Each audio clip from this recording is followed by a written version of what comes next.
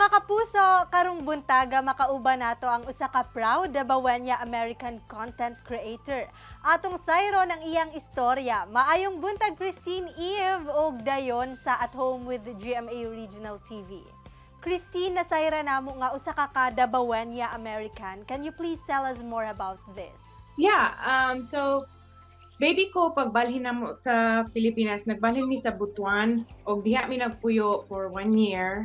And then pag to nagbalhin mi sa Davao, diha mi for 13 years. So total 14 years ko nagpuyo sa Pilipinas.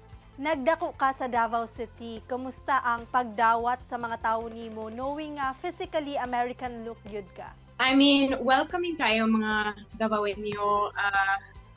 Sa tinuod lang, honored kayo ko nakadako ko sa Davao kay grabe daghan nilang influence sa ako og feeling nako kanang dako kaya nga akong empathy o kindness o gugma para sa uban ng mga tao tungod kay nagdako ko sa Davao tungod sa mga Davaoenyo. Dinhita sa imong makalingaw nga video sa social media, paunsa ba kini nagsugod? So, sa 2020 ko nagsugod og post sa TikTok, syempre kay gilaay man good tungod sa pandemic, naalang ko sa balay.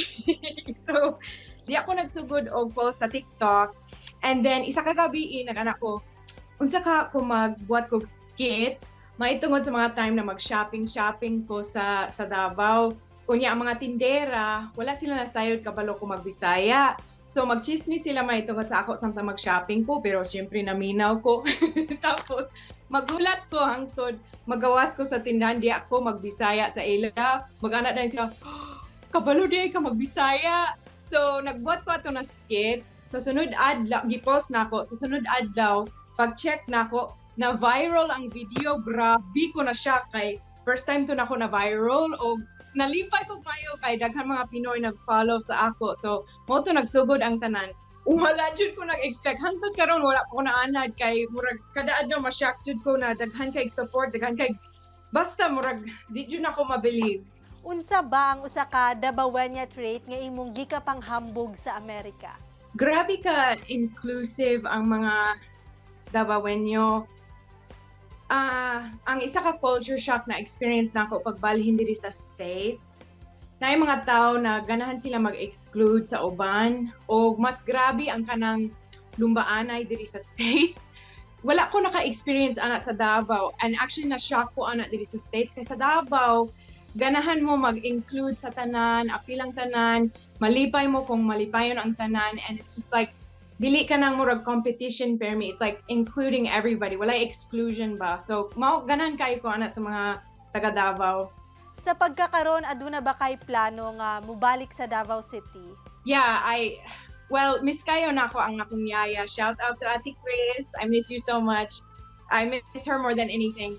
Pero miss jud na ako ang mga tao kay bisag dugay na ko diri sa States. Hangtod karon murag nabilin ang akong heart sa Davao. Bisan, nag-adjust na ko gamay diri sa States. I still feel like I don't belong here. Murag nagbilong ko sa Davao ba. So, miss jud na ko ang mga tao. Nag-work ko sa akong Bisaya album and my dream is na maka-record ko aning album, i-release na ko and then hopefully maka-ato ko Pilipinas but especially Davao o maka-perform ko aning album para sa inyo. Christine, mensahe nimo sa imong mga supporter o friends. Go ahead. Thank you so much sa inyong pag-support sa ako. Dili jud ko mahimong kinsa ko karon kung dili tungod sa inyo tanan. Na, maghilak ta. Daghan kay mga pagsulay akong naagi sa akong kinabuhi, especially karon sa akong health. And ang inyong support, inyong ginahatag sa ako, inyong gugma, nakatabang jud na sa akong healing journey. So I cannot thank you enough. Salamat kayo sa inyong tanan. And I love you all. I love you all so much. Thank you so much for your time, Christine. O hinaot nga mas daghan pa kang ma-inspire o ma-entertain sa imong mga content. Keep safe! Salamat kaayo. Thank you so much. Tutok lang mga kapuso, kay mobalik pa ang At Home with GMA Regional TV. Kini ang At Home with GMA Regional TV.